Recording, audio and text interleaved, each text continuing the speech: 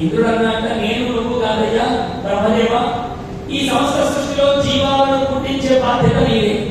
కాబట్టి ఆ నారాయణుని నిద్ర లేపని ఇంకొకరికే ఒక జీవిని పుట్టి వాడు నిద్ర లేపిన తర్వాత ఆ జీవి వెళ్ళిపోతే మనకేమిటి అనగానే బ్రహ్మదేవుడి రేఖ బాగుంది అనుకున్నాడు.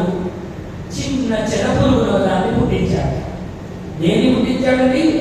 చెడపురుగుని పుట్టించాడు.